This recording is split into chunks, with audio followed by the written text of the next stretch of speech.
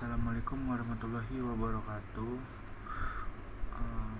Perkenalkan, nama saya Alfredo Kamiko Putra Alia dengan NIM 123490021. Di sini saya akan menjelaskan tentang state-based model pada tugas 4 sistem kontrol lanjut.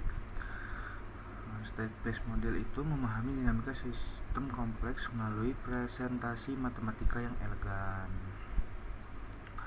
Apa itu model ruang keadaan? Yang pertama itu representasi sistem. Model matematika yang menggambarkan sistem fisik melalui sekumpulan variabel input, output, dan keadaan. Lalu yang kedua, variabel keadaan. Variabel internal yang sepenuhnya menggambarkan keadaan sistem pada waktu tertentu tanpa perlu mengetahui input masa lalu. Lalu yang ketiga, dinamika sistem, yaitu menangkap bagaimana keadaan sistem berubah seiring waktu sebagai respon terhadap input. Selanjutnya, komponen utama. Komponen utama itu terbagi menjadi 4. Yang pertama, input, yaitu sinyal eksternal yang mempengaruhi sistem.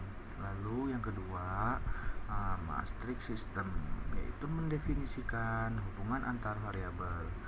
Lalu yang ketiga itu keadaan, di mana variabel internal yang mendefinisikan sistem. Lalu yang terakhir yaitu output, sinyal yang dapat diamati dari sistem. Selanjutnya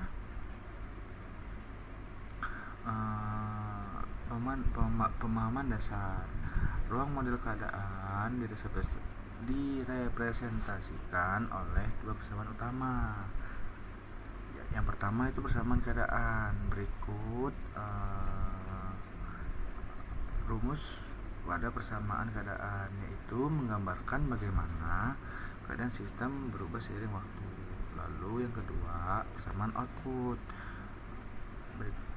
Dan berikut rumus persamaan output untuk menghubungkan keadaan sistem dengan output yang dapat diamati. Selanjutnya,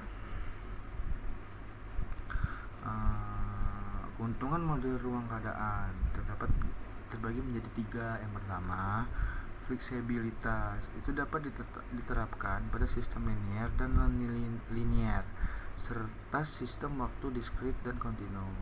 Lalu yang kedua itu sistem MIMO, cocok untuk sistem dengan banyak input dan output. Lalu yang terakhir, dinamika internal, yaitu memberikan wawasan tentang perilaku internal sistem, bukan hanya input dan output. Selanjutnya itu ada aplikasi di berbagai bidang.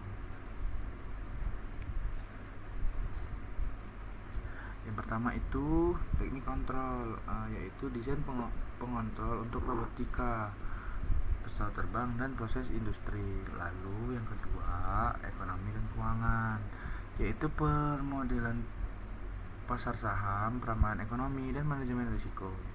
Lalu yang terakhir, biologi dan kedokteran, yaitu pemodelan sistem biologis, dinamika populasi, dan respon obat. Selanjutnya itu studi kasus pada kontrol pesawat terbang. Model ruang keadaan sangat penting dalam desain sistem kontrol pesawat terbang, yaitu menjadi 3 poin. Yang pertama, modelkan dinamika pitch, roll, dan yaw. Lalu yang kedua, merancang autopilot untuk menjaga stabilitas dan lintasan penerbangan. Lalu yang ketiga, menganalisis respon pesawat terhadap gangguan angin. Selanjutnya itu tantangan pertimbangan. Yang pertama itu kompleksitas, yaitu untuk sistem besar matriks A, B, C, dan D bisa sangat besar dan kompleks. Lalu yang kedua, identifikasi parameter, yaitu menentukan nilai yang akurat untuk matriks sistem bisa menjadi tantangan. Lalu yang ketiga, non-linearitas. Sistem non-linear memerlukan teknik pemodelan dan analisis sistem yang lebih canggih.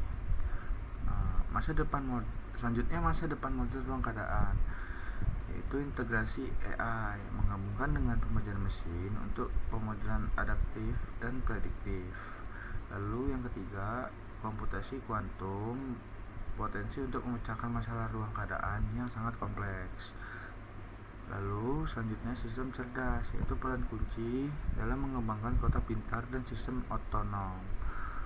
Kesimpulannya, ruang model keadaan adalah alat yang ampuh untuk memahami, menganalisis, dan mengontrol sistem dinamis dengan kemampuannya untuk menangkap dinamika internal dan menangani sistem kompleks.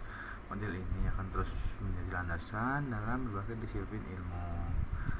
Sekian penjelasan PPT pada